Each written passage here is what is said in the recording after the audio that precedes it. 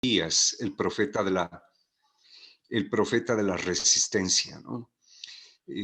Vamos a ver un poquito primeramente cómo entender este problema o este tema de los profetas y también vamos a hablar un poquito, solamente un poquito, de los profetas de Israel, los profetas bíblicos o los profetas que se fueron dando a lo largo de la historia de la salvación, de los cuales de muchos de ellos tenemos testimonios grandes, de otros unos pequeños en el Antiguo Testamento, y después nos centraremos también en el profeta Elías, cuya memoria o cuyos relatos los conservamos en los libros de los reyes, principalmente en el primer libro de los reyes. A partir del capítulo 17, más o menos, encontramos los textos que nos cuentan algo de la historia de Elías. Bien, estos temas que vamos a ver, concretamente el primero sobre qué es un profeta o cómo entender la profecía, y luego el de la historia del movimiento profético, a lo mejor ustedes ya lo habrán visto, incluso conmigo mismo en alguna otra sesión sobre otro tema habremos tocado esto. Entonces, yo confío en que para algunos veremos algo ya conocido, veremos algo que se nos viene a la memoria, y quizá para otras personas a lo mejor es algo nuevo, ¿no? Entonces, les invito a enviar sus preguntas o a ir anotando preguntas para luego, así, digamos, hacia las, no sé, Katy, tú nos dirás hacia qué hora más o menos suspendemos para abrir un momento de diálogo, a menos que hayan preguntas de vida o muerte, de esas que no pueden esperar. Entonces, en ese momento, pues le mandan un mensaje a través de este chat de Zoom a Katy para que ella me diga: Jaime, cállate, y que hay una pregunta de alguien que, que no puede esperar. Entonces ahí nos detenemos, ¿de acuerdo? Pero vamos a tratar entonces Jaimito, de que solo esto... una consulta, perdón. Sí, Katy, sí, Hemos estado deshabilitando porque a veces se ponen a revisar mucho el chat. Más bien recomendarles lo que hemos estado haciendo últimamente, que escriban sus preguntas en un cuadernito y al final a las 6 aproximadamente, pues todos tienen derecho a preguntar. perfecto. Entonces eso también para mí, para medirme el tiempo. Entonces nos detenemos hacia las 6 y abrimos una parte de preguntas. Mientras tanto, a medida que avanzamos, ustedes anotan, ustedes escriban alguna idea que quisieran comentar, que quisieran resaltar o que quisieran preguntar. De acuerdo, entonces a partir de las 6 de la tarde. Bien, entonces les decía que vamos a, no sé si ya puedo compartir pantalla, Katy. Sí, Jaimito.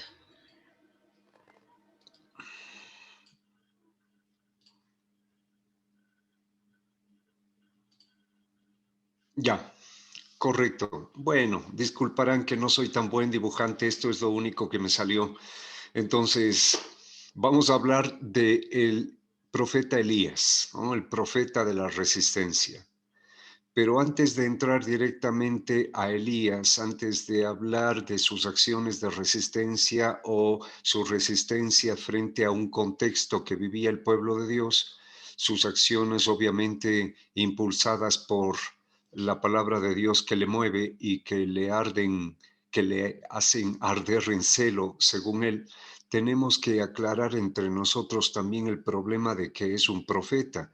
¿Y esto por qué? ¿Por qué quisiera que esto sea muy importante? Y desde ahora, por favor, pongamos mucha atención a nosotros.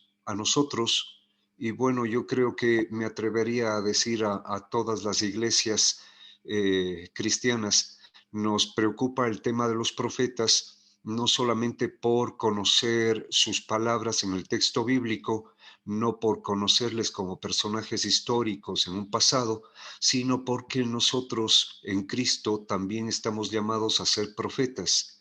Y el problema es que muchas de las veces no comprendemos qué significa hoy en día ser un profeta, justamente porque tenemos unas cuantas ideas sobre eso metidas en la cabeza, y esas ideas no calzan con lo que hoy la iglesia o lo que las circunstancias, Dios mismo nos pide hoy en día a nosotros que estamos, como decía, llamados a ser profetas.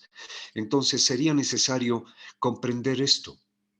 ¿Qué es un profeta para usted? ¿Usted ha escuchado antes esa palabra?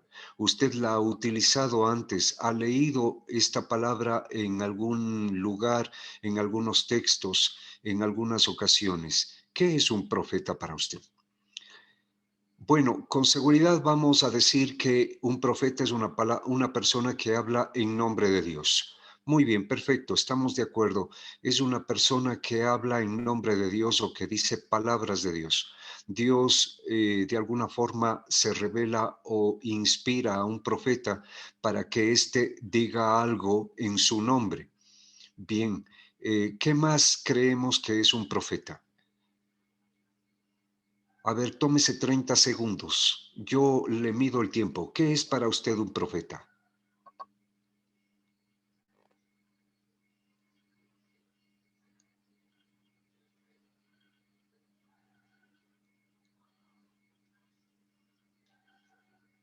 Bueno, perdón. Entonces, que no sean 30 segundos, fueron 15 nomás. Mucha gente dirá entonces, o mucha gente también suele decir que un profeta es alguien que anuncia el proyecto de Dios. Y otras personas dicen que un profeta es alguien que eh, predice o es alguien que de alguna forma se adelanta a los sucesos que van a darse en el tiempo, en el futuro. Mucha gente entonces cree que el profeta es una especie de adivino. Vamos a tratar de fundamentar y aclarar también nuestras propias ideas. Sabemos nosotros que la palabra profeta no es original de la lengua de los autores del Antiguo Testamento. El pueblo de Israel, los autores, los hombres, tal vez mujeres también que escribieron el Antiguo Testamento, hablaban y escribían principalmente en hebreo. Pero la palabra profeta no es hebrea, sino que es griega. Sucede que en algún momento de la historia de Israel, hacia el siglo II antes de que llegue Cristo, el Antiguo Testamento fue traducido del hebreo al griego y en esa traducción se utilizó la palabra profeta. Y la palabra original es profetés. Y este texto o esta palabrita es la unión de estas dos palabras griegas, de el verbo fete, hablar. Entonces, feta es como una expresión gramatical que llamamos un sustantivo, ¿no? Un sustantivo relativo. Feta significa el que habla y se refiere a aquel eh, que pronuncia. Y pro significa en lugar de otro, por otro o ante otro, en público, ante un público.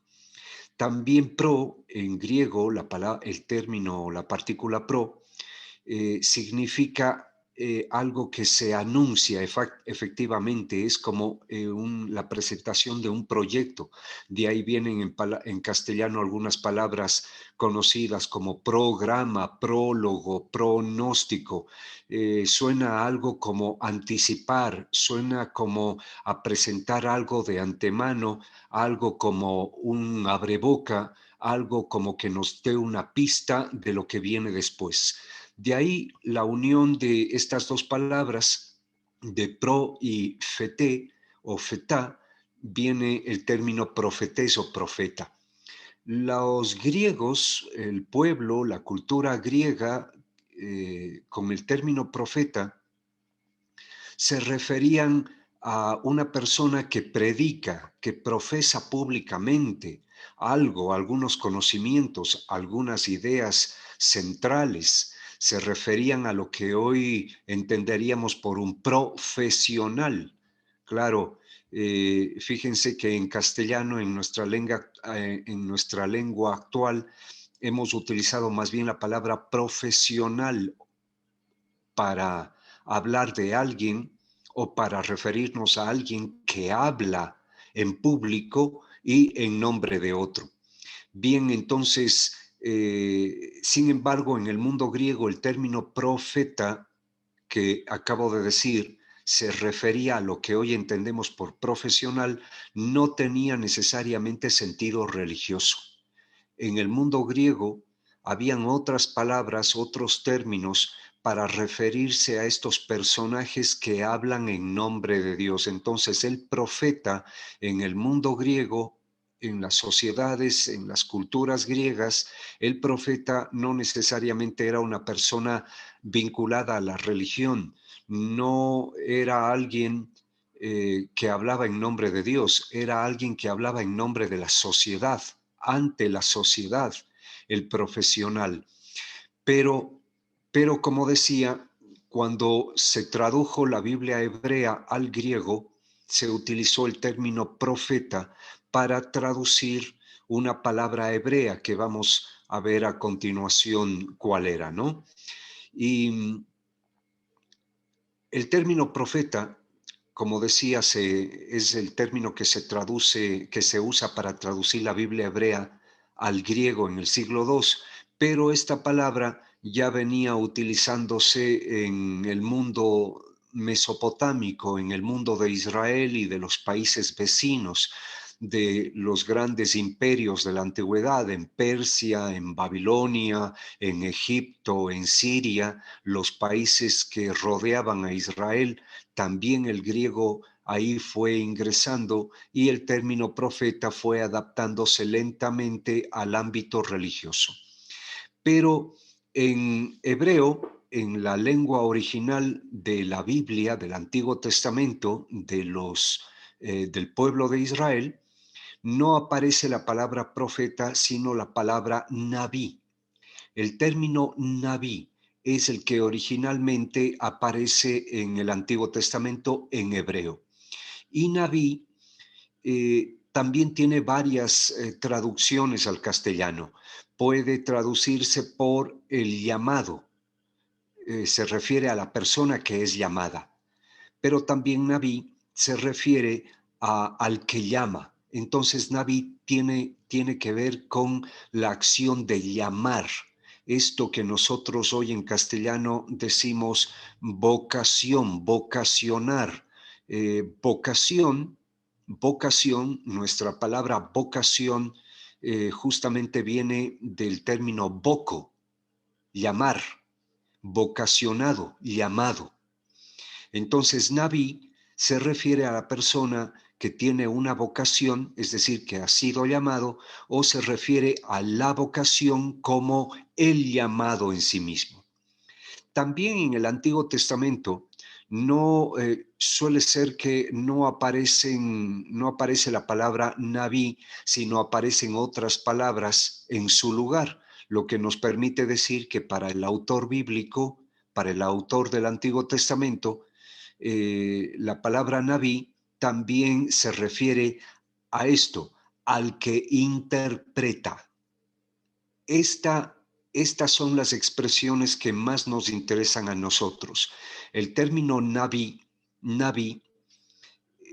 se puede traducir así, el que interpreta, y también el que habla en éxtasis. Entendamos éxtasis, es ese estado, así lo voy a expresar, no creo que tengamos mucho tiempo para profundizar en esto, en qué es el éxtasis religioso, pero es el estado en el que la persona tiene una experiencia de Dios o una experiencia de comunión con Él, una experiencia que solamente podemos expresar muchas de las veces con palabras como le oí, le sentí o le vi, ¿no? Yo oí a Dios, yo sentí a Dios, yo le vi a Dios. Por supuesto, por favor, estas son metáforas. Ahora no quiero entrar en detalle de si es posible ver a Dios así como usted me está viendo ahora, o de si es posible escuchar a Dios como usted me está escuchando ahora, o tocar a Dios o abrazar a Dios como usted podría tocar o abrazar a la persona que está a su lado o que vive con usted en su casa. Estas expresiones, ver a Dios, escuchar a Dios, sentir a Dios, son metáforas religiosas, son metáforas que hemos alcanzado a usar para expresar lo que entendemos por experiencia de Dios. Ahora, ¿cómo se da la experiencia de Dios? Pues ese es un tema de otro día, ¿no? Esto es el éxtasis. Y el profeta es, o el nabí, es el que habla a partir de una experiencia de Dios. Esta idea también sirve para traducir o para comprender qué significa en hebreo nabí. También en el Antiguo Testamento se usa comúnmente la expresión el hombre de Dios, hombre de Dios. Y finalmente el término nabí textualmente, etimológicamente, incluso podríamos decir, se vincula o tiene que ver con el verbo ver, el verbo ver. Vidente entonces es el que ve o puede traducirse por el que ve a Dios. Naví entonces es el vidente de Dios, el vidente de Dios. Se ha usado comúnmente esta expresión, el vidente, para traducir la palabra naví o la palabra profeta. Y esta palabra, que es muy bonita, que es muy interesante, ha dado pie también a malos entendidos. Y para mucha gente, el profeta es alguien que ve el futuro, es una especie de adivino, un augur, alguien que como un hechicero o una bruja de estas de televisión ve en el espejo mágico o en la bola mágica o en el fondo de la taza de café o qué sé yo cómo lo hará, pero ve lo que va a suceder mañana. Entonces muchas veces entendemos al profeta como un vidente, pero eso de vidente lo entendemos como si fuera un adivino, una persona que ve con poderes mágicos otorgados por Dios lo que va a suceder en 100, 50 o 500 años. Y entonces así escuchamos en la televisión, así escuchamos en el internet, en programas en las redes sociales, o incluso es posible que en nuestras comunidades hayamos también escuchado esta palabra en este sentido. El profeta, un vidente de lo que va a pasar mañana. El profeta es alguien que ve el futuro. El profeta es alguien al que Dios le ha permitido conocer lo que sucederá en el futuro. Y esta es la idea de profeta que tenemos que sacarnos de la cabeza, porque esto no es un profeta ni en la Biblia, ni en la historia de la salvación, en la historia del pueblo de Dios. Bien, en el Antiguo Testamento, entonces, los profetas efectivamente aparecen con las características que hemos mencionado. Los profetas en los textos aparecen hablando en nombre de Dios. Muchos profetas dicen o leemos algunos textos donde aparece el profeta diciendo, el Señor me dijo o el Señor me pidió.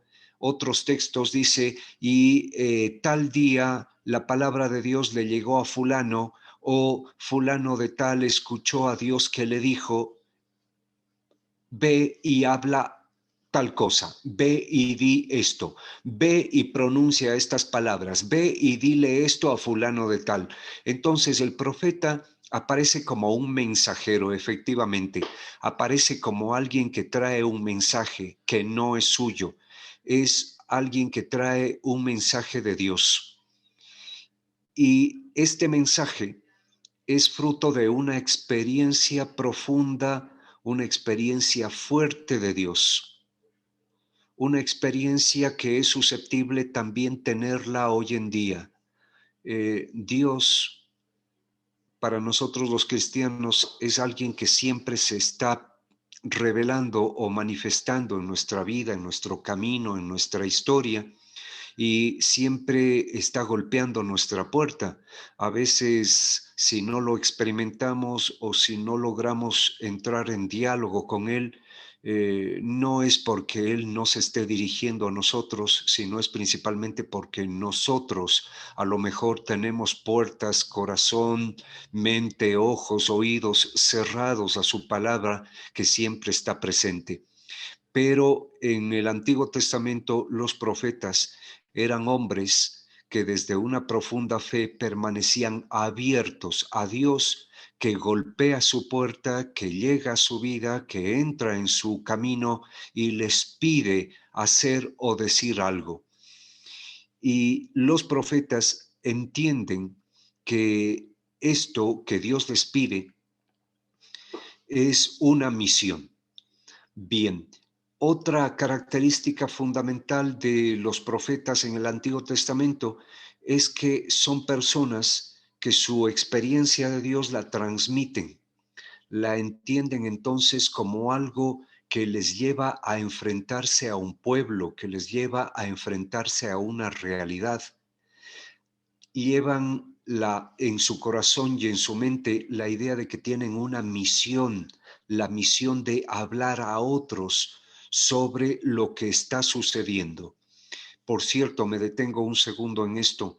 Dios nos habla, y a los profetas del Antiguo Testamento, así es a todos prácticamente, Dios nos habla siempre para lograr ser felices hoy. La palabra de Dios es para nuestro bien. La palabra de Dios es para que nosotros en su nombre construyamos comunidad, construyamos pueblo, transformemos el mundo en el reino de Dios. La palabra de Dios es siempre para que seamos comunidad y para que seamos comunidad en medio de la realidad que estamos viviendo. Veremos en el caso de Elías, y que es el caso de todos los profetas, que la palabra de Dios se les dirige sobre algo que le está sucediendo al pueblo, sobre algo que está sucediendo en la historia, en la sociedad, tenga que ver con la economía, la política, la cultura, con las familias, con lo que esté pasando en la vida real de la gente. Y esta palabra de Dios, los profetas la llevan en su corazón, en su mente, entendiéndola como algo que tienen que transmitir a Israel.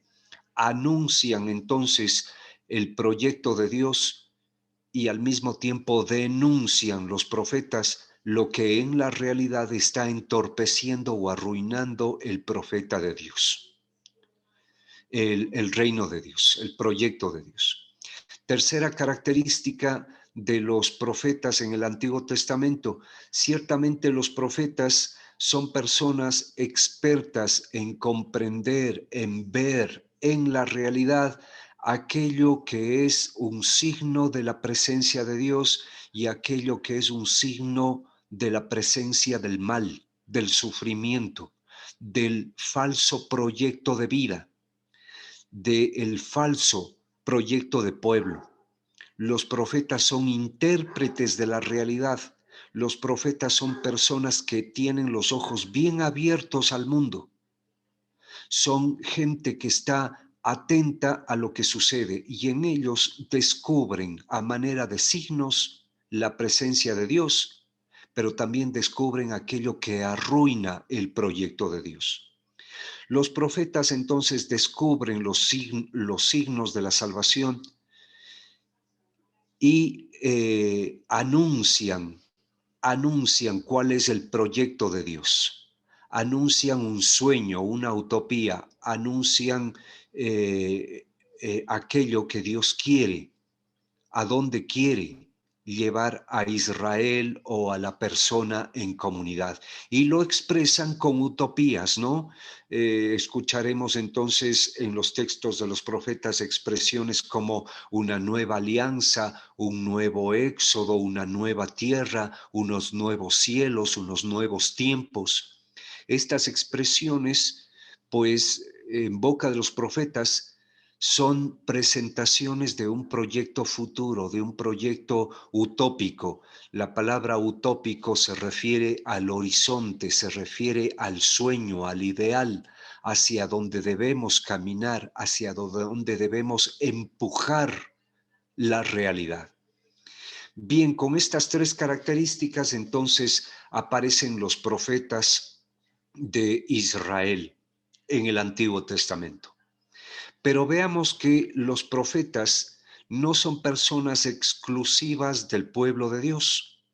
No son personajes que aparecen solamente en la escritura judía en el Antiguo Testamento, sino que eran personajes que ya de alguna forma estaban presentes también en otras culturas, en otros pueblos, antes, durante y después del Antiguo Testamento o de la escritura judía. Los profetas no son exclusivos de Israel. Antes de que Israel existiera como país, por ejemplo, antes del año 1000, año en el que aparece o se funda Israel como Estado, como país, los profetas ya existían, estos videntes religiosos ya existían en pueblos vecinos como Babilonia, como Egipto, y después aparecerán en otros países al norte como en Siria o en Turquía.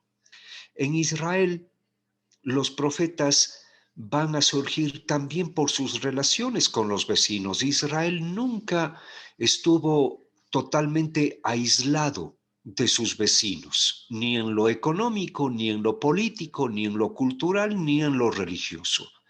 La vida de Israel, la cultura de Israel, las tradiciones, las leyes, las normas de Israel son fruto de sus relaciones con los vecinos. De esas relaciones van a ir surgiendo en Israel los profetas, pero en Israel estos profetas van a ir tomando características propias, van a ir configurándose desde la fe propia de Israel y distinguiéndose de los profetas de los pueblos vecinos. Hace un momento ya dije que Israel se funda hacia el año 1000. Bueno, ya me adelanté con esto. A ver si me permite esta máquina. Ay, qué raro. Bueno, hace un momento dije que Israel se funda en el año 1000. Efectivamente, en el año 1000 aparece el rey David. El rey David podríamos entenderle como el fundador del pueblo de Dios, fundador entre comillas. David le dio territorio, dio frontera, dio capital, puso las bases para Israel como país, ¿no? Como país. Pero antes de que esto suceda, los profetas ya actuaban entre las tribus o entre las, digámoslo así, entre las 12 tribus de Israel que David unió para formar un solo país.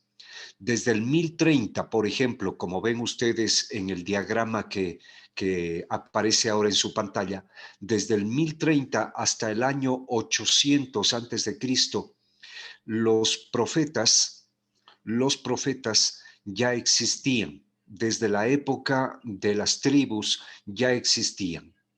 En los pueblos vecinos los profetas ya existían como grupos, como especie de escuelitas o especie de sectas religiosas o grupos religiosos de cantantes y danzantes. Eran personas entonces que siguiendo las costumbres de la época o de la religión realizaban un culto a Dios cantando y danzando para Él, para Dios.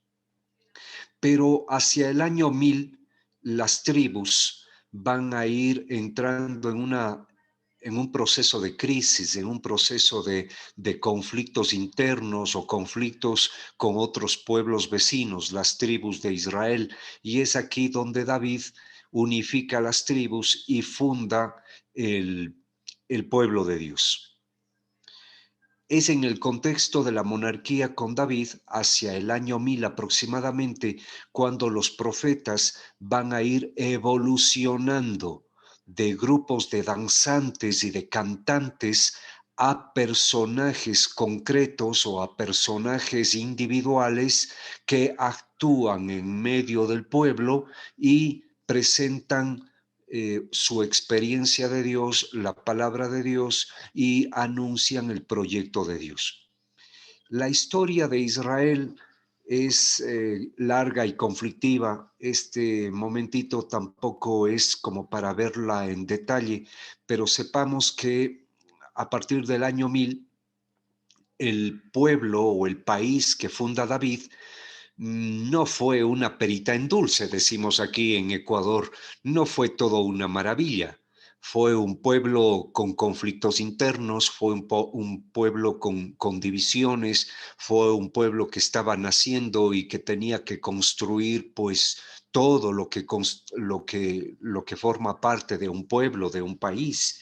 Y esta es una tarea difícil. Hay grupos en oposición, hay ideologías distintas, hay maneras a veces en contradicción sobre cómo construir la cultura, las leyes, la religión, la sociedad, el gobierno, en fin, no es fácil la aventura de construir un país. Y en esta historia conflictiva, problemática de los primeros años o del primer siglo de Israel, del pueblo de Dios fundado por David, los profetas fueron actuando y fueron guiando y también fueron denunciando lo que Dios quería y lo que Dios no quería que se haga. Esta historia es compleja al punto que hacia el año 920 más o menos, el pueblo o el país que fundó David se dividió en dos. Se dio el reino del norte y el reino del sur. El país de David se dividió en dos y los profetas aparecieron tanto en el reino del norte como en el reino del sur. Y en este contexto es donde aparecen los primeros profetas. En la época de David aparecen concretamente tres: el profeta Samuel, el profeta Agías y el profeta Natán. De estos tres profetas tenemos noticias principalmente en el primer libro de Samuel y en el primer libro de los Reyes. Luego, cuando el país que fundó David se rompe en dos debido a esos conflictos, debido a esas faltas de comprensión, ya sea de los reyes o de los poderosos del pueblo o de la gente del pueblo en general, cuando se divide en dos, hacia el 920, hacia el 800 más o menos, aparecen dos profetas más, el profeta Elías y el profeta Eliseo en el reino del norte. Luego, entre el año 800 y el año 700, podríamos decir, se da la época de oro de los profetas. Bueno, más bien es la época donde aparecen profetas que tuvieron gran influencia en sus respectivos países, en sus respectivos reinos. Recuerden, estoy hablando de sus respectivos reinos porque el país que fundó David se dividió en dos, el reino del norte y el reino del sur. Entonces, en este siglo, el siglo 8, entre el año 700 y 800, o al revés, como quiera verlo, entre el 800 y el 700, en el reino del norte aparecen los profetas Amós y Oseas, cuyos libros los conservamos, o Israel los conservó en lo que llamamos ahora Antiguo Testamento. Y en el reino del sur aparecen los profetas Miqueas y Isaías. Es una época sumamente difícil, es una época de grave corrupción de los reyes, es una época en la que la religión también es cómplice de la corrupción. Es una época de grandes pecados, de idolatría, de grandes problemas políticos y económicos. y para colmo problemas internacionales, porque los dos reinos, tanto del norte como del sur, están amenazados por países más poderosos y más grandes que quieren continuamente dominarles o quitarles territorio, o que quieren sus fuentes de agua o sus fuentes de materias primas o lo que sea. En este contexto aparecen entonces estos profetas que decía, quizá fueron los que dirigieron una palabra muy fuerte o una palabra con mucha fuerza en el contexto en que les tocó vivir, entre el año 800 y el 700.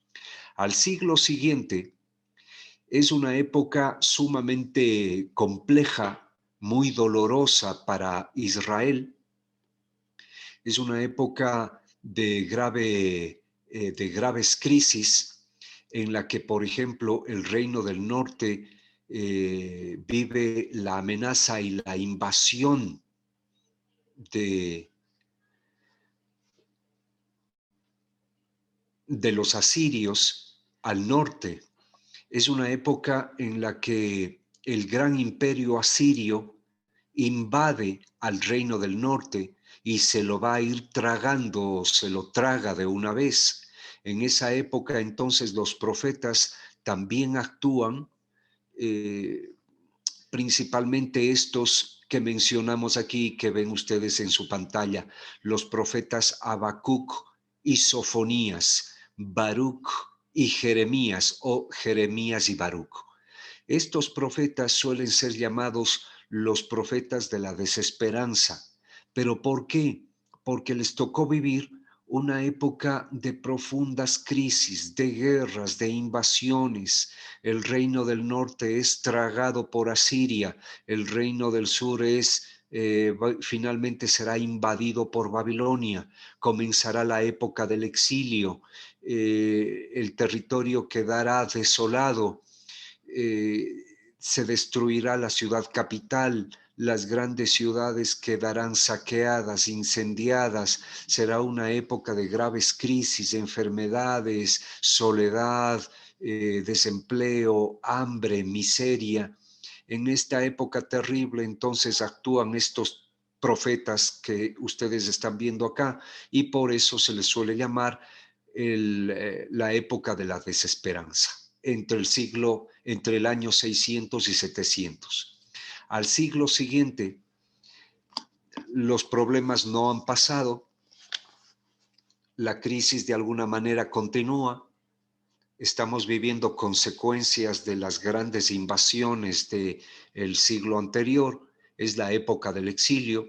Los babilonios invadieron Jerusalén, destruyeron el templo, los reyes desaparecieron, los babilonios se llevaron presos a muchos judíos, habitantes de Jerusalén y del país de los alrededores de Jerusalén, se los llevaron a Babilonia como esclavos, como sirvientes, como trabajadores, como mano de obra barata, como carpinteros, panaderos, herreros, en fin. Es una época en la que los judíos tuvieron que vivir en un país extranjero, añorando regresar a su país o lamentándose de haber desaparecido como país. Sea como sea que los judíos sobrevivieron, en este contexto aparecen otros profetas. El profeta Isaías II y el profeta Ezequiel, que de alguna forma quisieron poner el tono de esperanza, de consuelo, quisieron hablar más bien del proyecto de un Dios que está preocupado por ellos y que está preparando el camino para llevarlos de regreso a Israel.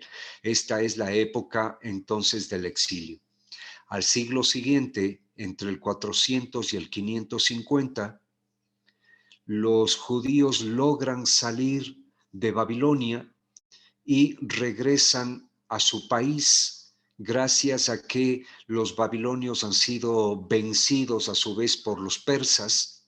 El imperio persa ha liberado a los judíos que estaban en el exilio en Babilonia, les permite regresar y comienzan varios intentos de reconstrucción de Israel, de Jerusalén, del templo, de la cultura, de la religión, del culto, de la escritura, etcétera, etcétera, etcétera.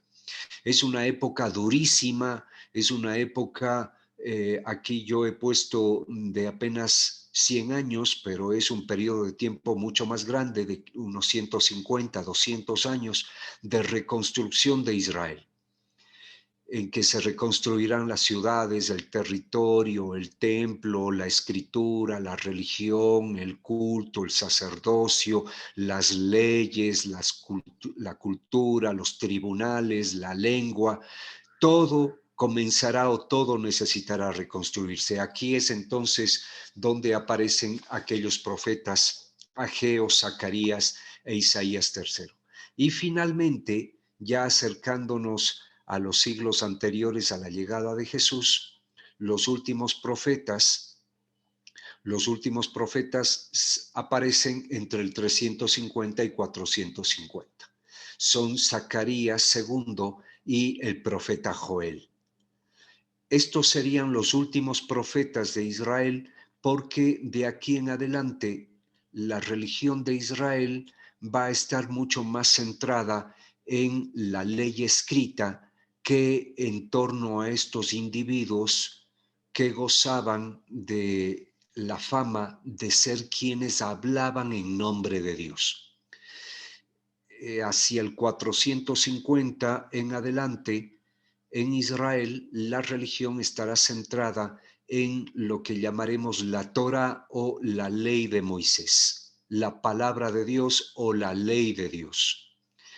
Y esta ley se impuso con tanta fuerza que en la religión y en la espiritualidad judía se fue dando como ya la no necesidad de estos profetas, de estos predicadores, de estos individuos que hablaban en nombre de Dios o que guiaban al pueblo en su historia en nombre de Dios, o que mostraban al pueblo cuál era el camino hacia la utopía o el sueño de Dios. Bien, este es el movimiento profético. Fíjense que es como el movimiento del sol en un día. Nace tempranito, ¿no? Llega al mediodía, luego el sol va descendiendo, atardece y anochece. En la mañana, cuando sale el sol, todavía está el ambiente frío, pero mientras sigue la mañana, mientras avanza la mañana, el sol asciende y comienza a calentarse. Llegamos al mediodía y el sol está en su esplendor. Es cuando más ilumina y calienta. Y después del mediodía, hacia las 2, 3, 4 de la tarde, el sol comienza a enfriarse, la luz comienza a disminuir y finalmente hacia las 6, 7 de la noche, en un movimiento ideal del sol, anochece y vuelve el frío. Entonces el movimiento profético tiene este mismo proceso. Amanece, llega a su esplendor en el mediodía y atardece hacia las 6 de la tarde. Y nuestro profeta está aquí, en la mañana, o casi podríamos decir hacia la media mañana.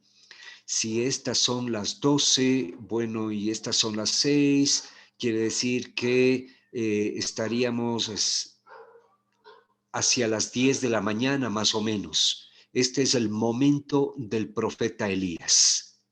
Y bueno, entonces yo creo que ya es necesario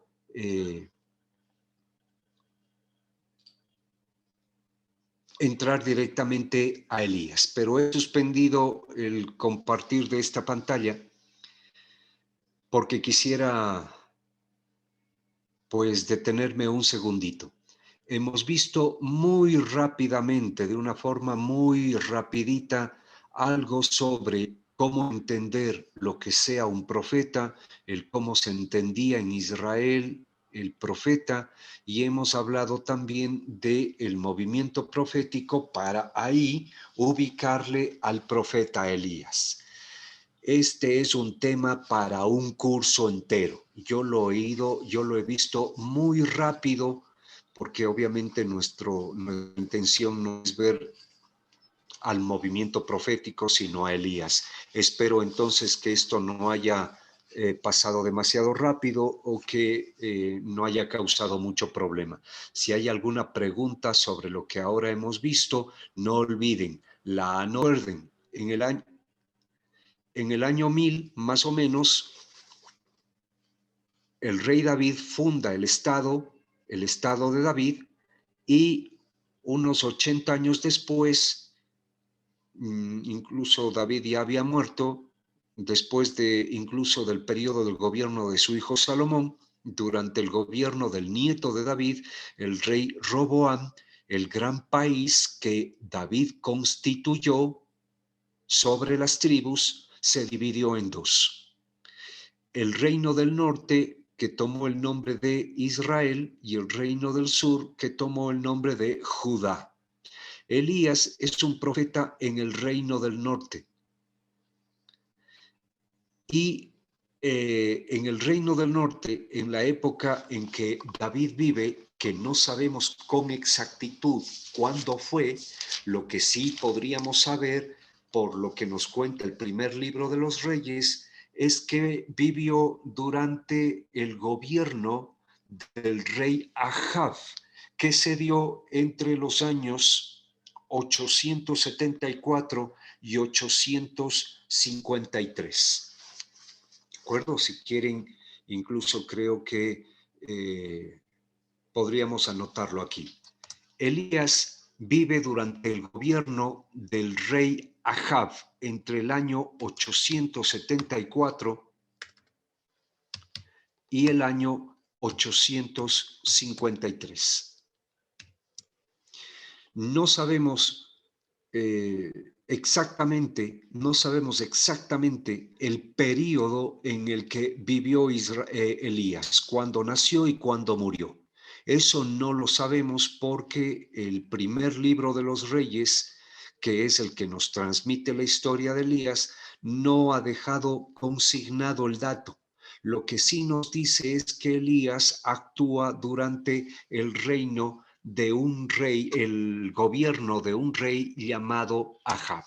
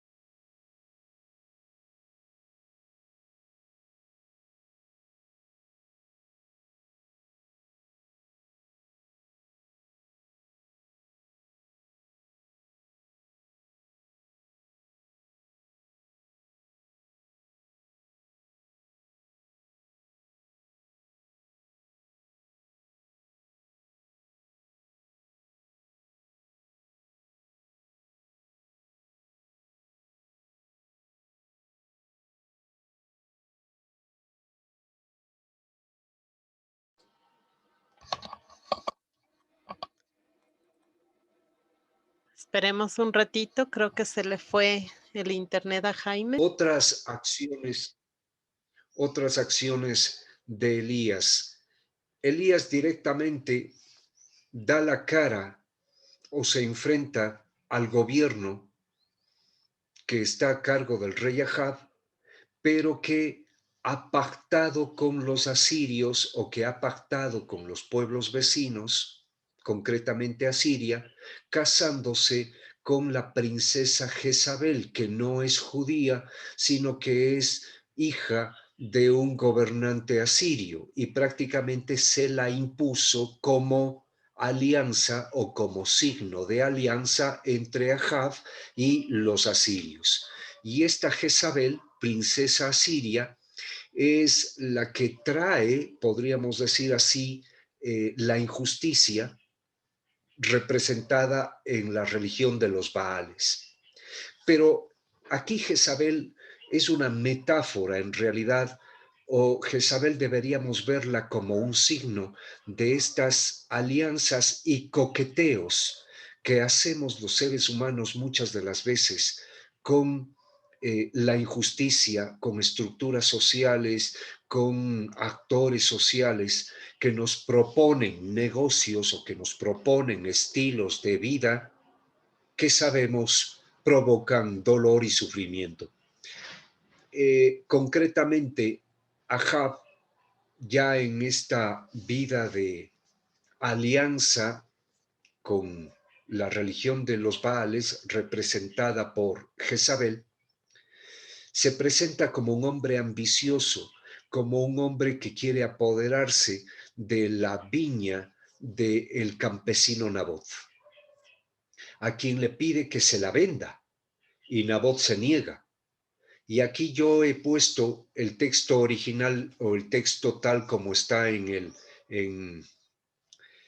el Antiguo Testamento. Nabot le dice a Ahab, líbreme Dios de que yo vaya a entregar la herencia de mis padres.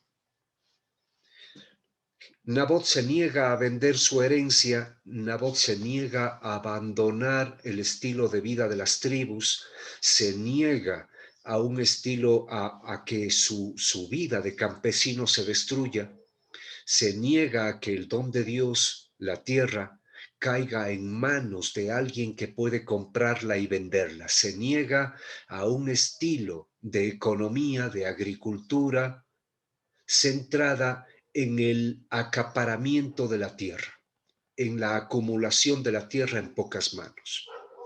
Aquí es donde Jezabel ingresa o aparece insinuando y recomendando la muerte de Nabot para que Ahab, su esposo, se apodere de la tierra. Elías denuncia esta injusticia que acapara y mata. Y además muestra cómo la injusticia, en el caso de Ahab, en el caso de Jezabel, viene pintada de voluntad de Dios, viene como unida a la religión idólatra de los Baales. Aquí es donde se ve más claro lo que les decía antes, que la idolatría o el politeísmo asirio cananeo era en realidad una religión que justificaba, que encubría, cómplice de la injusticia de los grandes terratenientes que luchaban por acaparar la tierra, provocando el desplazamiento de los campesinos u olvidando la vida de los campesinos. Elías sabe que defender la tierra como don de Dios es defender la justicia, es defender el proyecto de Dios, es defender el ideal de pueblo que Dios tiene en contra de esos estilos de pueblo que tienen los asirios y los cananeos. El texto nos presenta a través de Elías a un Dios solidario, a un Dios compasivo, a un Dios que no excluye y que se preocupa que todos tengan una parte, que todos tengan un sitio, que todos tengan cabida en el pueblo de Dios. Veremos que en Elías su ideal de pueblo de Dios no tiene que ver con la cultura, con la lengua, no es un ideal de pueblo excluyente o marginador. Otras acciones de Elías nos muestran a un Dios a veces también violento, un Dios que mata, que asesina, un Dios que mata de sed a unos y a otros los manda a degollar. Dios aparece como alguien que lucha, como alguien que resiste, pero que resiste con Elías en contra de los Baales y pues los hombres y mujeres que están a favor del proyecto de pueblo de los Baales. Pero Elías, o el texto también nos presenta a un Elías que tiene una experiencia de un Dios sencillo, de un Dios que no necesariamente habla en la violencia de la tormenta o del terremoto o del trueno, sino de un Dios que habla en el susurro del corazón, de una palabra de Dios tan suave y ligera como un vientecito que sopla, ¿no? Esta es una imagen de una experiencia de Dios que nos presenta el texto hablando de Elías, y a través de ella vemos que el texto insiste también en un Dios misterioso, distinto al Dios de los Baales. Bien, y concretamente el texto nos presenta a Elías, ya lo decíamos, originario de un pueblito llamado Tisbé, que en Primera de Reyes capítulo 17 y en Segunda de Reyes capítulo 1 es mencionado porque sus habitantes siempre se opusieron a los abusos de los reyes de Israel, que intentaban acaparar la tierra o que intentaban someter a los campesinos al dominio de terratenientes que abusaban de ellos y que a su vez estaban obligados a pagar impuestos al rey. Y en este abuso de los campesinos eran expropiados de sus tierras, y de ser campesinos propietarios pasaban a ser campesinos jornaleros. El texto nos cuenta también que este proceso de expropiación de tierras de los campesinos venía acompañado también de un cambio de visión de la tierra como don de Dios, a una visión de la tierra como objeto que se compra, se vende y se explota. Bien, esto a propósito del pueblito de Tisbé. Los habitantes de Tisbé, y en este caso Elías, no eran religiosos en el sentido común de la palabra en esa época. No eran personas que frecuentaran los templos oficiales del rey o el palacio del rey.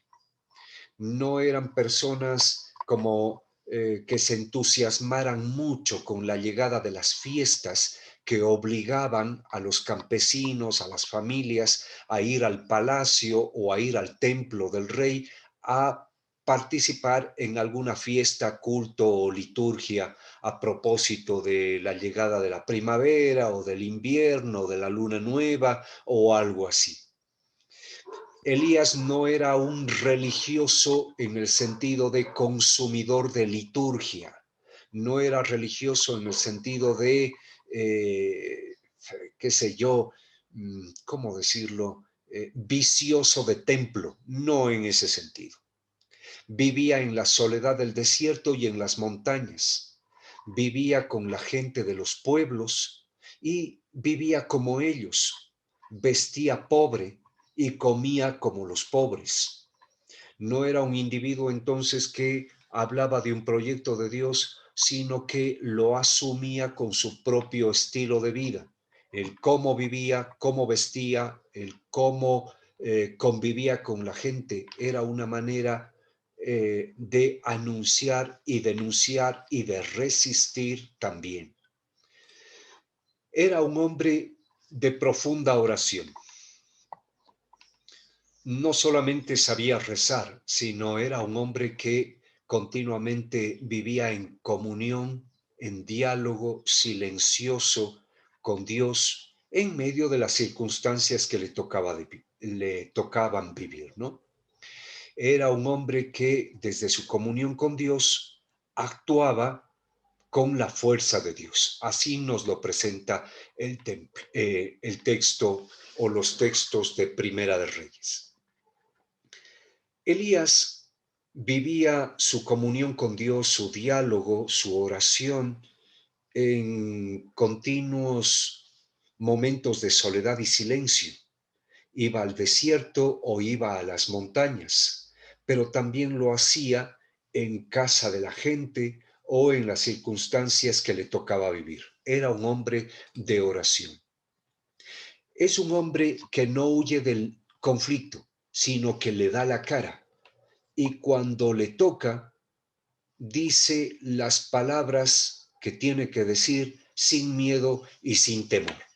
Se enfrenta al rey Ahab, se enfrenta a la reina, se enfrenta al rey Ocosías, a sus falsos profetas, se enfrenta a los poderosos de la época, a sus familias, en fin, es un hombre que no tiene pelos en la lengua, por decirlo así.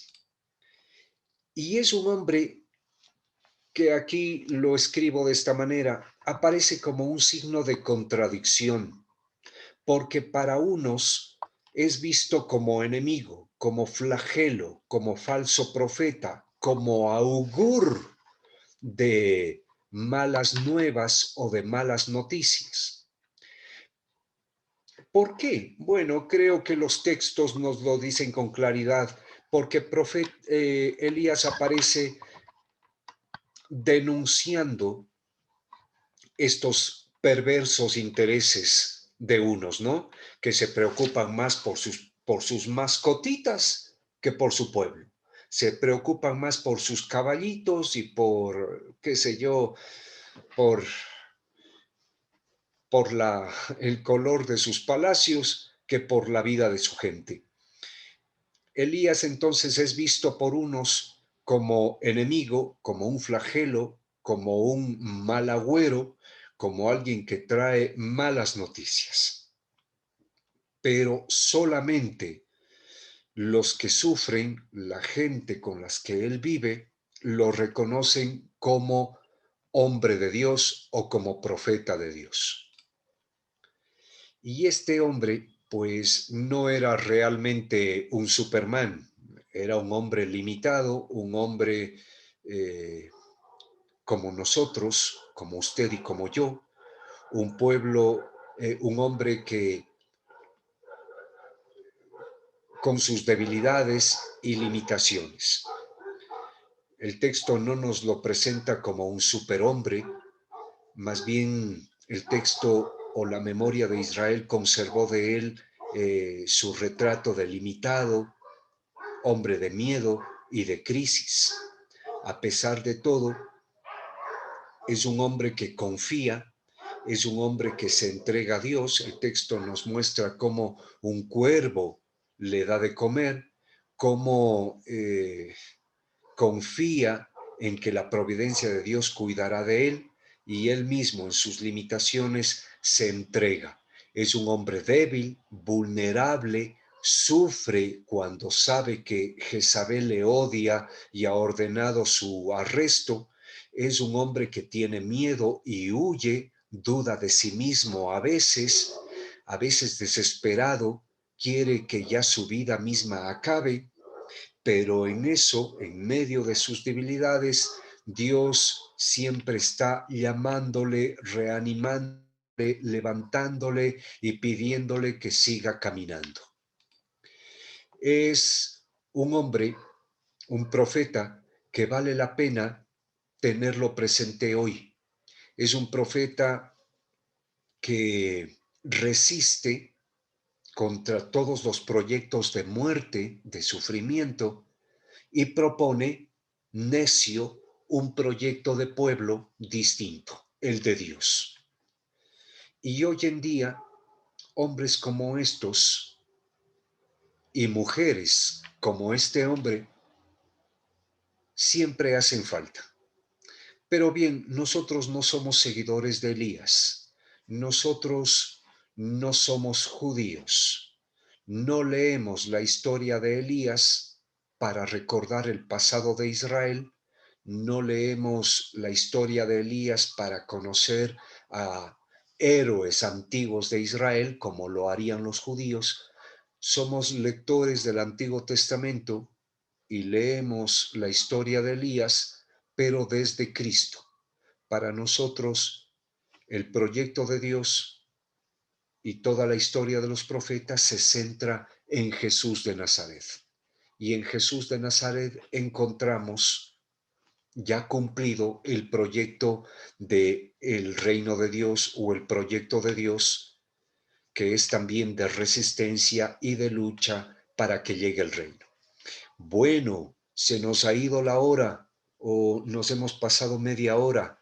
Mil disculpas, entonces tenía que callarme hacia las 6 de la tarde, pero para No, dar chance a las preguntas, he quitado rápidamente la presentación en PowerPoint.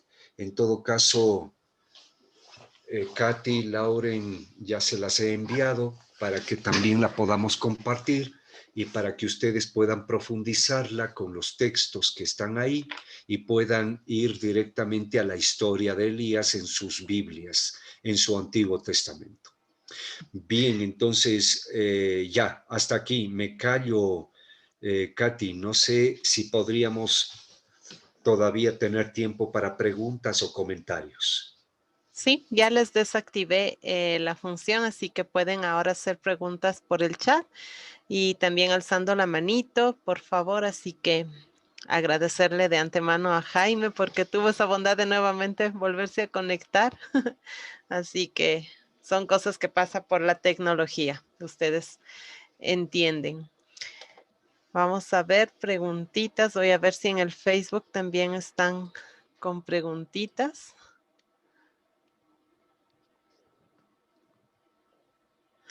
Listo, Jaime. En el Facebook, Yolanda Kimis pregunta, ¿qué es idolatría? Bueno, nuestra palabra idolatría, diferencia entre adoración y veneración, pero en todo caso la idolatría se refiere a la actitud de alabanza, de culto, del creyente frente a un falso Dios, que generalmente es una imagen o generalmente es un objeto material. Fuera del campo religioso también hablamos de ídolo para referirnos a un objeto, una estatua, una imagen. Puede ser de una persona o puede ser de un animal o puede ser un árbol o puede ser una piedra, un río, una cascada, el sol, la luna, en fin, puede ser un objeto al que entendemos como divino o como Dios directamente. En Israel, obviamente esto, o en la fe de Israel, obviamente esto era una abominación o era un pecado, era algo no permitido y esto era también típico de las religiones de los pueblos vecinos, los pueblos de Egipto, Asiria, los pueblos cananeos, Nabatea, en fin, todos los pueblos vecinos de Israel tenían estas religiones en las que se adoraba a objetos, a estatuas, a imágenes hechas de piedra, de yeso, de cal o de sal o de madera, a las que se les rendía culto como si fueran dioses. Israel se opone a esto porque entiende que Dios, el único y verdadero, no puede ser representado, no puede ser manipulado, no puede ser encajonado en una caja, en una habitación, en un objeto, etc. Y Elías lucha contra la idolatría, es decir, lucha contra esta religión que propone dar culto a un objeto, a una estatua, a una imagen hecha por los seres humanos. Pero, repito, y lo dije quizá muy rápido antes, la oposición y la lucha de Elías no es porque esté furioso contra el hecho de que se veneren imágenes, sino su lucha se basa o su lucha proviene del hecho de que la idolatría es la religión que manipula o es la religión que produce injusticia, es la religión de los reyes, es la religión de las clases sociales acaparadoras de la tierra que subyugan, explotan y someten principalmente a los campesinos, ¿no? Bueno, esto por la pregunta que alguien nos decía. ¿Y qué más? Tengo que retirarme, dice Margarita. Freddy tiene ahí una Freddy dice, inquietud. una duda, ¿los profetas debían o no podían ser casados como los sacerdotes? ¿Debían o no podían? Bueno, eran hombres que estarían casados, no necesariamente debemos entenderles como célibes o castos, ¿no? El celibato, la castidad, era algo extraño en el Israel antiguo, incluso en el mismo Israel en la época de Jesús, el celibato o la castidad era algo medio extraño. Este es un tema amplio, muy interesante, me encanta y porque podría irme de largo, más bien vamos a verlo de forma rapidita. El celibato y la castidad más bien hay que reflexionarla desde el proyecto cristiano o a partir de la fe de los cristianos. En el antiguo Israel, el celibato y la castidad era algo extraño y no era algo visto como muy reservado para grupos o para alguien en concreto. Los profetas, los sacerdotes, en su momento eran hombres casados, tenían sus familias, eran gente que vivía su matrimonio sin mayores problemas. Eso por la pregunta de Freddy. Muchas Listo, Jaimito. gracias. Tenemos a Patti, por favor, para que nos comparta su pregunta. Buenas tardes con todos. Soy Fabricio Jaime, ¿cómo estás? Buenas noches. Hola Fabricio, buenas noches a los tiempos. Sí, Jaime. Una pregunta, Jaime. Cuando ya el movimiento profético termina, decae o desaparece, es como que el cielo se cierra, ¿no? Y vuelve a abrirse en el bautizo de Jesús cuando se abre el cielo y el Espíritu Santo y la palabra del Padre dice, este es mi Hijo, óiganle. Y ya con Jesús es la plena revelación de Dios y no deberíamos esperar otra revelación adicional.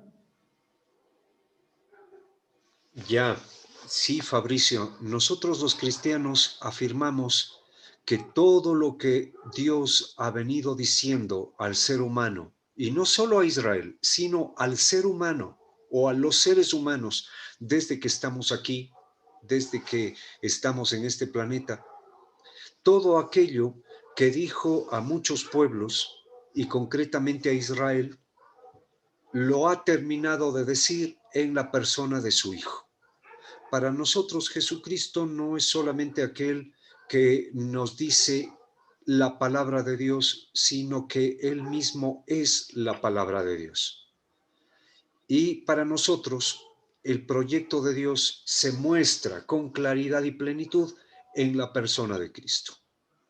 Después de Cristo, todo lo que Dios sigue diciendo, de alguna manera ya está dicho en Él. No queremos decir entonces que después de Jesús Dios se calla o deja de actuar. No, para nada. La revelación de Dios, la acción de Dios en medio de la historia, en nuestras respectivas vidas, en nuestros respectivos lugares hoy en día, continúa. Pero nosotros afirmamos que en Cristo ya está dicho todo. Y para comprender a Dios que actúa hoy, la clave es comprender a Cristo. Cristo es como un cristal, Cristo es como la clave, el password, Cristo es como el marco desde el que interpretamos lo que Dios dice hoy en día. Entonces, esto a propósito de algo que acabas de decir, Fabricio, pero tú has mencionado varias ideas. A partir de los profetas o después de los profetas, no es que Dios se calló, sino más bien que la religión de Israel tomó otro rumbo, centrada más en la ley, en el templo, en el culto y en el sacerdocio. Perdón, Katy, si le silencias, ¿podrías? Sí, perdón, Gracias. perdón. Sí, ya. Entonces, a partir de ahí, entonces, Fabricio, no es que Dios cayó, no es que el cielo se cerró, sino que la religión de Israel tomó otro giro, evolucionó o cambió. Pero, como dices tú, la esperanza de que Dios mismo actúe en medio de la historia, la esperanza, la fe de Dios que guía la historia, que propone un proyecto de pueblo, nunca desapareció. Cuando llega Jesús de Nazaret, aunque podríamos decirlo, ya no había no habían profetas como antes, el sueño de los profetas seguía vivo en la esperanza de la gente. En la época de Jesús, mucha gente todavía añoraba a los profetas, todavía esperaban al Mesías como los profetas. Cuando llega Jesús de Nazaret, mucha gente lo va a ver realmente como el profeta último que tenía que venir. Muchos le ven, otros no, por supuesto. Recuerden que Jesús fue buena noticia para unos, pero mala noticia para otros. El mismo evangelio es buena noticia, pero también es mala noticia. Pero muchos le vieron a Jesús como el profeta que tenía que venir, como aquel que, al igual que los antiguos profetas, dicen la palabra de Dios, anuncian lo que Dios quiere y denuncian lo que se va en su contra. Y esto, pues, después de la resurrección de Jesús, va a alcanzar seguridad, certeza, se va a fundamentar muchísimo más. Pero esto se va a poner por escrito con el texto que tú acabas de mencionar, Fabricio. El día en que Jesús se bautiza, el cielo se abre y se escucha una voz que dice, este es mi discípulo o mi hijo en quien he puesto mi espíritu o en quien deposito mi espíritu, escúchenle. Ya, este texto que lo encontramos en el libro del profeta Isaías, capítulo 52, me parece, si no estoy muy mal en este momento, nos muestra cómo los cristianos primeros, los primeros cristianos, o incluso los primeros testigos de Jesús de Nazaret, efectivamente le vieron como un gran profeta. A lo mejor todavía no como el profeta o como Dios mismo, pero le vieron como el profeta, el máximo profeta o el profeta que esperaba. Bien, pero recuerden, primero viene Jesús, después muere, resucita y a partir de su resurrección es que comprenderemos realmente quién era. Y a partir de esa comprensión, los autores del Nuevo Testamento escribirán los relatos. Eso no hay que olvidar, ¿de acuerdo? Entonces, el texto, Fabricio, que tú acabas de mencionar, está fuertemente influenciado por la experiencia de la resurrección. Muy bien. Y Gracias, Jaimito. sí, A ver, tenemos unas 3 preguntitas en común que atraía a Jesús. sí, porque la fe de Israel, la religión de Israel, lentamente en los larguísimos siglos en los que fue evolucionando, fue viendo en estos dos personajes los pilares fundamentales de su religión. No hay que olvidar que la religión de Israel está centrada en la idea de un Dios que acompaña al pueblo, que va fundando el pueblo, que va liberando al pueblo, que le va dando forma hasta hacerle suyo, pueblo de Dios. Y en esta historia, en esta religión de una historia de la salvación, los judíos ven como estos dos momentos fundamentales. Moisés con la liberación de Egipto, cuando Dios saca a Israel de Egipto, le da una ley y en torno a esa ley quiere que este grupo de esclavos, ahora libres, se vayan construyendo como pueblo. Muy bien, Moisés, la ley, un pilar primero, central, fundamental. Y después los profetas. Los profetas centrados en la persona de Elías. Entonces, dos pilares fundamentales sobre los que se levanta la fe, la historia, la tradición, la espiritualidad judía. Cuando los evangelios nos presentan a Jesús en el relato de la transfiguración, cuando nos lo presentan transfigurándose y a su lado Elías y Moisés, lo que nos está diciendo es que Jesús es el centro mismo de la esperanza de Israel y de la historia de Israel. Lo que Israel esperaba con Moisés o lo que Dios quiso con la ley entregada a Moisés se cumple ahora en Jesús. Y lo que Dios habló a través de los profetas, lo hace ahora a través de Jesús. Jesús es lo que Israel esperaba. Jesús es lo que Dios quiso que Israel fuera. O Jesús es el camino que Dios quiere que Israel siga, representado en Moisés y en Elías. Ahora nos preguntan, ¿quién dijiste, Katy? Bueno, son del Facebook, Damiana Ok, González. Damiana González nos pregunta, ¿por qué Elías?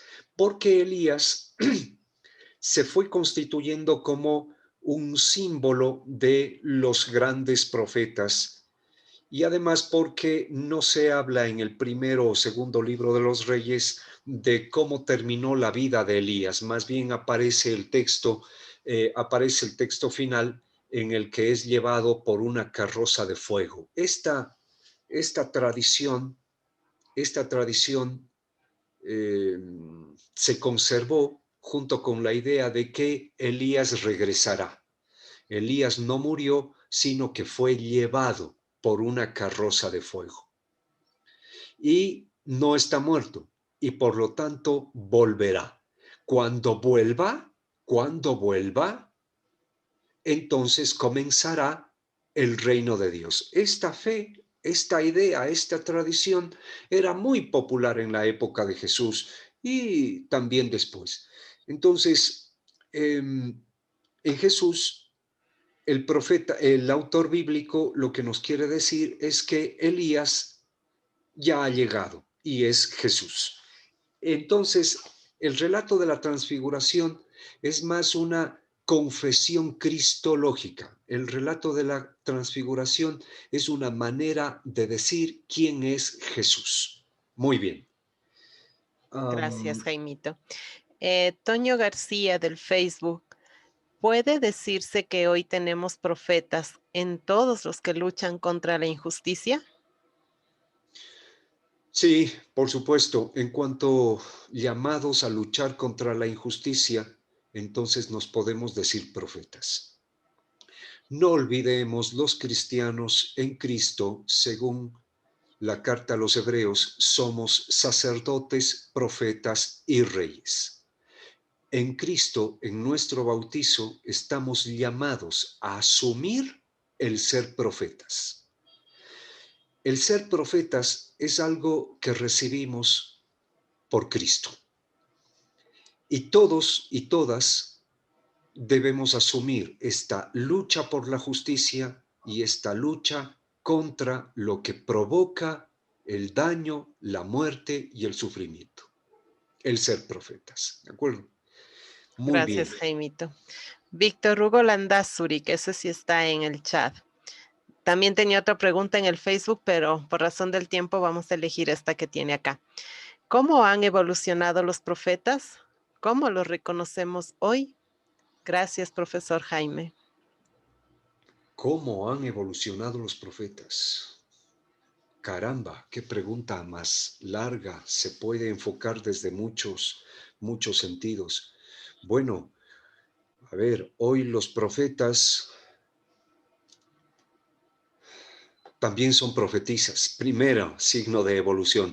Ya no es un problema de hombres. Todos los bautizados y bautizadas tenemos que ser profetas. No sé si a eso se refiere Víctor Hugo cuando pregunta. En Cristo ya no hay diferencia entre hombres y mujeres, sino que todos somos uno solo y en Cristo todos y todas estamos llamados a ser aquello. Otros Cristos, profetas. Hoy los profetas deben ser hombres y mujeres con un ojo. Es una metáfora, Víctor Hugo y todos los que y todas las que nos escuchan, es una metáfora de mi parte, con un ojo puesto en la vida real y con el otro ojo puesto en Dios o en la palabra de Dios. El profeta y la profeta o profetisa son personas que desde su fe están atentos a la realidad y utilizan también todos los instrumentos que nos puedan ayudar a comprender la realidad. A ver, ahora estoy viendo en mi pantalla, no sé, a Daisy Miranda. Daisy Miranda, no sé dónde está, no sé de qué país o desde qué lugar de América Latina se conecta, pero Daisy, usted está invitada a poner atención a lo que sucede en su sociedad, en su familia, en su barrio, en su país, y descubrir en esa realidad la acción de Dios. Para entender lo que sucede en la realidad, usted como profeta, nosotros y nosotras como profetas y profetisas, tenemos que dejarnos ayudar por los conocimientos humanos, que actualmente son muchos, para poder descubrir las redes intrincadas que muchas de las veces son las que están detrás de la realidad.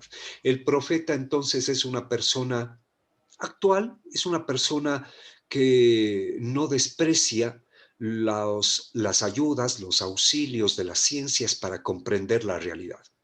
A la luz de la realidad, el profeta también pone atención a la palabra de Dios. La palabra de Dios, recuerden, no es, y me refiero ahora a la Biblia, la palabra de Dios, por favor, recuerden todos y todas, no es para saber qué pasó ayer. Quien quiera estudiar el pasado, compre un libro de historia. La Biblia es para iluminar el hoy. La Biblia es para saber cómo construir el pueblo de Dios hoy, para saber cómo construir el reino hoy. La Biblia es lámpara para mis pasos, son tus palabras, dice el libro de los Proverbios y otro más en el Antiguo Testamento. La Biblia tiene que ser luz para esta realidad. El profeta, la profetisa, entonces, es una persona que no está embobada en el cielo. No es una persona que está encerrada en el templo. No es una persona que cree que todo es rezar y cantar. El profeta es una persona que pone atención a la realidad. ¿Qué más? No sé cómo ha evolucionado hoy. El profetismo muchas de las veces es enemigo de las personas que se sienten tranquilas con la tradición. Aquellas personas que dicen, todo está bien, no hay nada que cambiar, todo es una preciosura, ya Dios habló, nada hay que mover, nada hay que modificar. Esas personas a veces se asustan cuando llega alguien que denuncia, que desenmascara y que crea conflictos. Entonces, hoy en día, quizá en esto los profetas no han cambiado. Tanto ayer como hoy el profeta o la profetisa es una persona incómoda, es una persona que molesta o es una persona que estorba. Quizá por eso tanto ayer como hoy los profetas terminan mal, crucificados. ¿Sí? No sé si esto ayuda algo, Víctor Hugo. En todo caso, Sí, ¿cómo Jaime, han evolucionado? bastante. Ayuda y Ya, mucho. y yo no quisiera dejar de pasar. Norma en el chat nos dice, así como hay profetas en el Antiguo Testamento, en el Nuevo Testamento, y hubieron más profetas después, por supuesto, hombres y mujeres que entienden, comprenden a Dios, que se mete en su vida y que les atrapa y les envía a misiones que a veces son dolorosas y que nos duelen y que nos traen enemigos y que a veces nos traen juicios y lo que sea, siempre han habido. Laicos y laicas, religiosos, religiosas, sacerdotes, obispos, papas y pastores, católicos y no católicos, evangélicos, protestantes, luteranos, anglicanos, iglesias reformadas, etcétera, etcétera, etcétera. Y además, yo estoy absolutamente convencido de que Dios no solamente se mete en la vida de los cristianos, sino también en la vida de otros, de otras personas, de otras religiones, y les pide que también anuncien su palabra de vida. Por eso yo creo que también hay profetas no cristianos, profetisas no cristianas. En nuestros pueblos indígenas o en los pueblos de la India, del África o de la China o de la Conchinchina. Porque Dios habla a quien le da la gana, como le da la gana, cuando le da la gana, de la forma como le da la gana. Y estos hombres y mujeres, yo creo que mientras haya un Dios que siga hablando, seguirán habiendo estos hombres y mujeres. Bien, esto por lo que preguntaba Norma. Jaime, Así como actualmente hay profetas, y con esto me callo, Lauren, así como actualmente hay profetas, Doris Castillo nos dice, también hoy en día hay Baales. Por supuesto que sí. Por supuesto que sí. Estos ídolos que hacemos y deshacemos a nuestro gusto y a nuestras conveniencias y los presentamos como adornitos y les veneramos, pues claro que sí, existen. Incluso entre los mismos cristianos, quizá este sea el peor de los pecados que podemos cometer, manipular a Dios, hacer al único Dios verdadero un Baal, al que le hacemos decir lo que nos da la gana, al que le hacemos hacer lo que a nosotros nos da la gana, al que le hacemos santificar lo que a nosotros nos da la gana, que lo presentamos como verdad si a nosotros nos da la gana, que lo presentamos como la norma, la ley y lo correcto cuando a nosotros nos da la gana. Eso es reducir a Dios a un ídolo, y eso también es una religión de los Baales.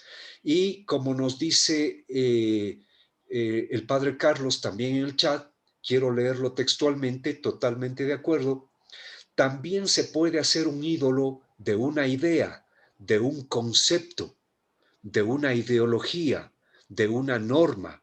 Me permito aumentar, Carlos, si me autoriza. Y esto es más peligroso que una imagen religiosa. Este ídolo es generalmente una proyección de nuestros propios deseos, ¿no? Es un ídolo de nuestros egoísmos y nuestras ambiciones, de nuestros orgullos y de nuestros pecados, en fin, ¿no? Bueno, me callo, Lauren, ¿qué quería decirnos? no, yo quería decirte que si te apetece escuchar una canción, no sé si te la canté alguna vez, pero la tengo aquí grabada de mi amigo Ricardo Cantalapiedra. ¿Te parece? ¿En dónde Claro. están los profetas? que responde a las preguntas que nos están haciendo. Muy bien.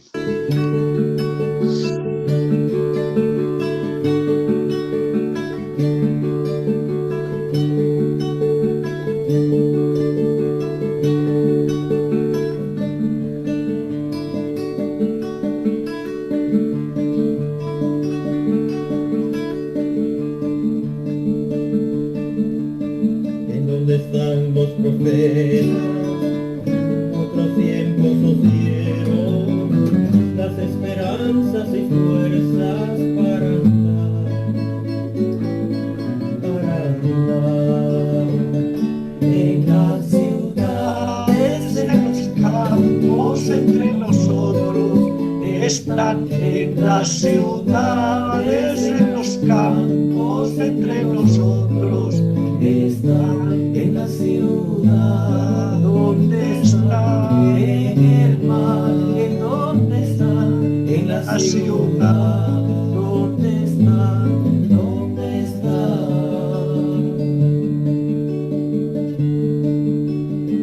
Sencilla cosa es la muerte, difícil cosa la vida, cuando no tiene sentido ya luchar.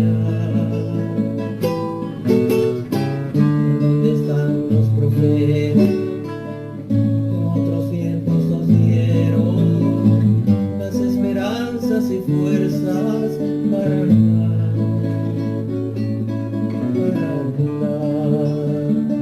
en las ciudades, en los campos, entre nosotros están en las ciudades, en los campos, entre nosotros están en la ciudad.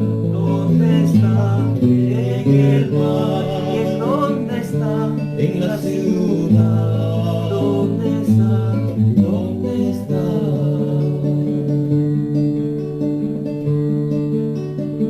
Nos enseñaron las normas para poder soportarnos, nunca nos enseñaron ganar. ¿En dónde están los profetas? En otros tiempos nos dieron las esperanzas y fuerzas para andar, en las ciudades, en los campos, entre nosotros están en las ciudades, en los campos, entre nosotros están en la ciudad. ¿Dónde están? En el mar. ¿En dónde están? En la ciudad. ¿Dónde están? ¿Dónde están? En las ciudades, en los campos, entre nosotros están en las ciudades, en los campos, entre nosotros están en las ciudades, en los campos, entre... ¿Qué te pareció, Jaimito? Muy linda la Canción. Nos preguntaban, ¿dónde están los profetas hoy? Pues ahí tienen la respuesta. Este amigo Ricardo Cantalapiedra murió el año pasado. Bueno, muchas gracias a todos, Jaimito.